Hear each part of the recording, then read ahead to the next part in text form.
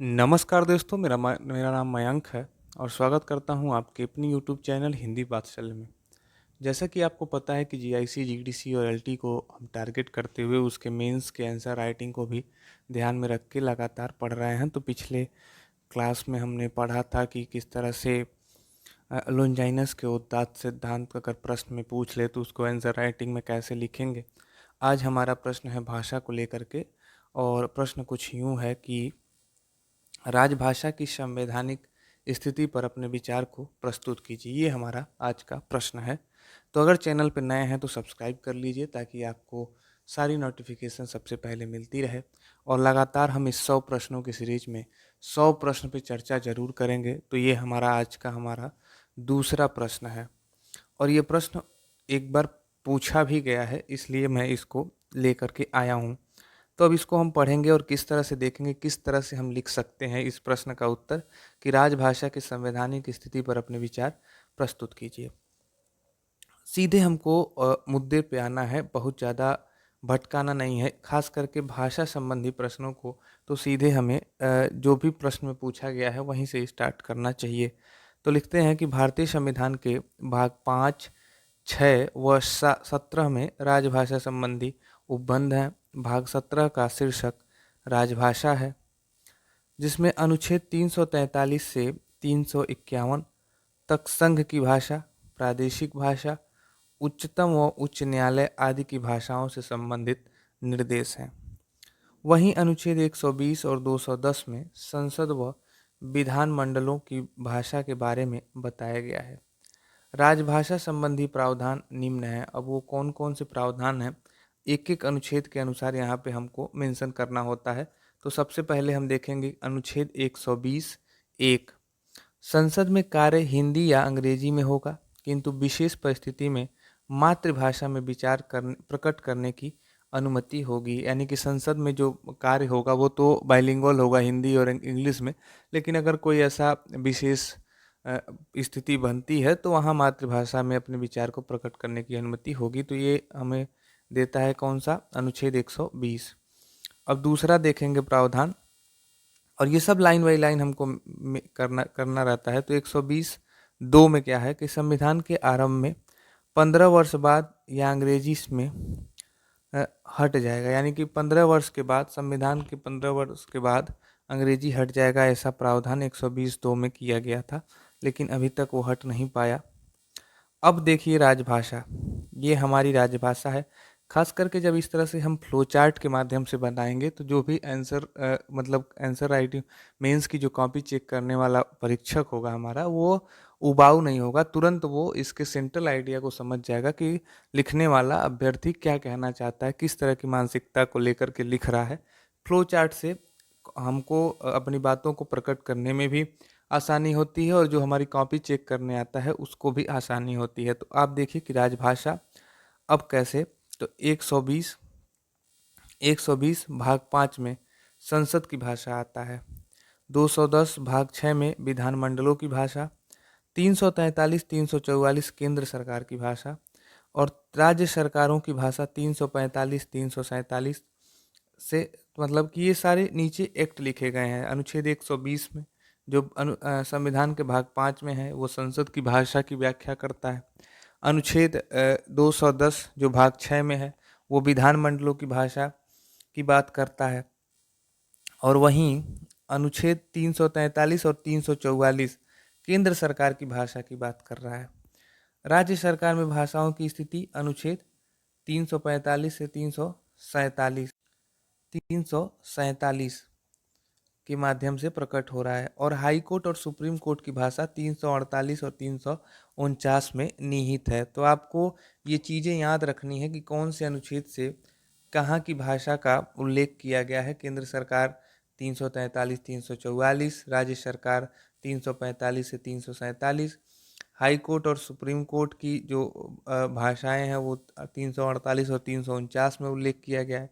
और भाषा संबंधी जो निर्देश है, भाषा भाषा के चाहे प्रचार प्रसार को लेकर के, तो वो हमें 350 और 351 नंबर के अनुच्छेद में देखने को मिलता है।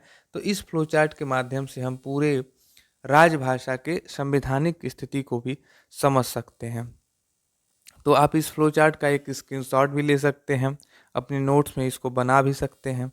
आगे देखते हैं, एक एक को फिर थोड़े थोड़े संक्षिप्त अवस्था में पढ़ सकते हैं कैसे। तो अनुच्छेद 210, विधानमंडलों में कार्य राज्य की राजभाषा राजभाषाओं हिंदी या अंग्रेजी में होगा, किंतु विशेष परिस्थिति में मातृभाषा बोलने की अनुमति है। अब आप ध्यान दीजिए कि ये सारी चीज़ें लिख लिख सकते थे ऐसे, लेकिन इस फ्लोचार्ट से कितना मदद मिल गया कि जो भी कॉपी चेक करने वाला एग्जामिनर आएगा वो उसको बहुत मदद होगी, बहुत सहजता होगी कॉपी को चेक करने में। तो इसलिए फ्लोचार्ट का मदद आप सभी जरूर लें। अब देखते हैं 343, अनुच्छेद 343 कहता है कि संघ की राजभाषा हिंदी है, लिपि देवनागरी है और अंक अंतर्राष्ट्रीय रूप में होगा।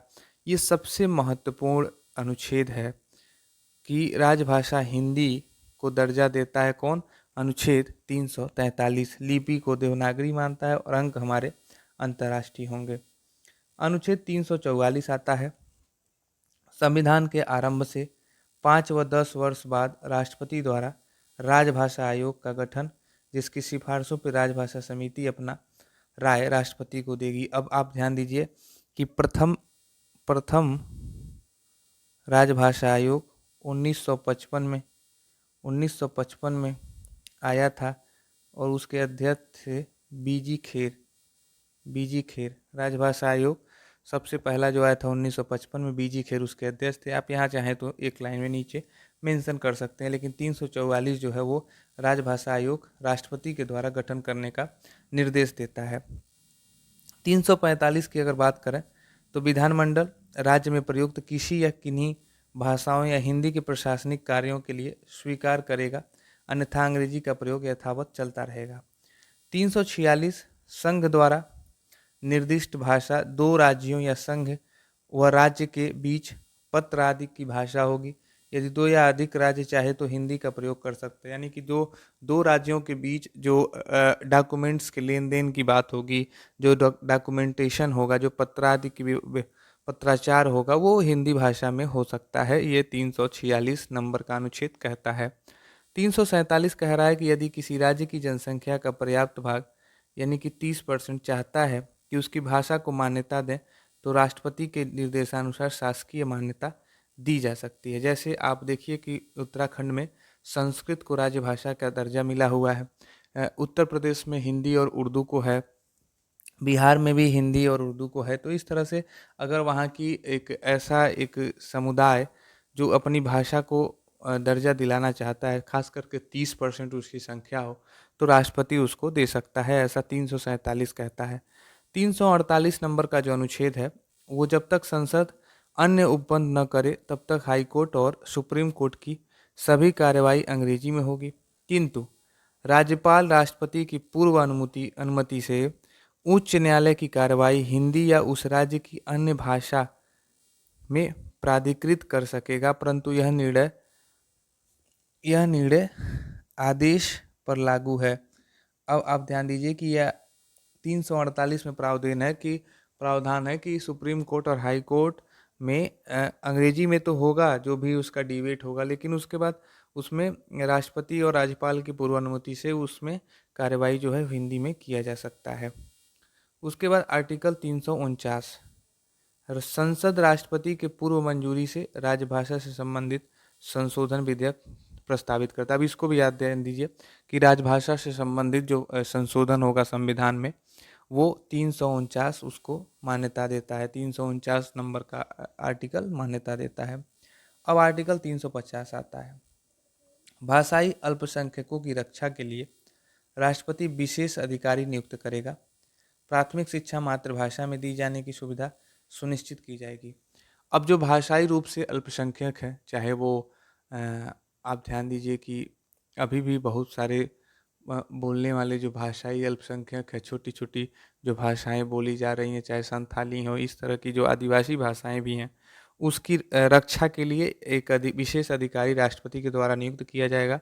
यानी कि भाषाओं की रक्षा को लेकर के 350 अनुच्छेद जो है वो अपना अर्थ निहित करता है और इसका निहितार्थ भी निकलता है कि प्राथमिक शिक्षा जो है उसकी मातृभाषा में दी जाएगी। अब आता है आर्टिकल 351 और ये भाषा के संबंध में संविधान में सबसे अंतिम आर्टिकल है।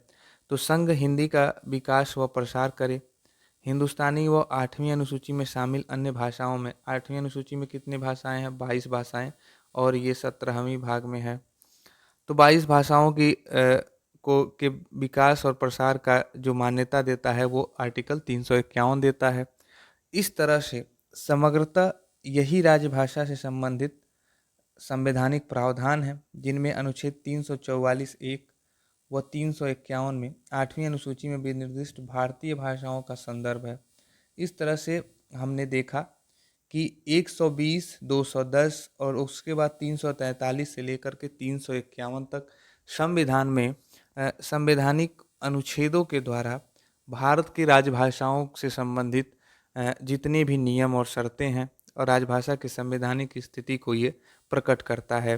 तो इस तरह से हम अपने मुख्य परीक्षा में भी आंसर राइटिंग कर सकते हैं और एक बेहतरीन आंसर राइटिंग होगा। खास करके जब फ्लो चार्ट बनाएंगे तो जो भी परीक्षक होगा वो उसको आसानी होगी, और जिस परीक्षक को जितनी आसानी होती है कापियाँ चेक करने में वो उतना सही उसको मार्किंग करता है। तो अगर वीडियो पसंद आए तो ज़रूर लाइक करें। ऐसे ऐसे प्रश्नों को अगर देखना हो, ऐसे ऐसे आंसर राइटिंग से जुड़ना हो तो आप जुड़ जाइए हिंदी वात्सल्य के साथ। अगर अब तक सब्सक्राइब नहीं किया तो सब्सक्राइब कर लीजिए। और ये केवल यूपी, एलटी ग्रेड, जीडीसी और क्या बोलते हैं कि जीआईसी के लिए ही नहीं, अपितु ये देश भर के तमाम विश्वविद्यालयों में प्रास्नातक और स्नातक के विद्यार्थियों के लिए भी इम्पॉर्टेंट है। खास करके उनको जब सेमेस्टर एग्जाम देना होता है तो उसमें भी इसको आप लिख सकते हैं बड़े आसानी से। तो मिलते हैं एक दूसरे प्रश्न के साथ, दूसरी वीडियो के साथ अगली शाम 3 बजे। तब तक के लिए नमस्कार।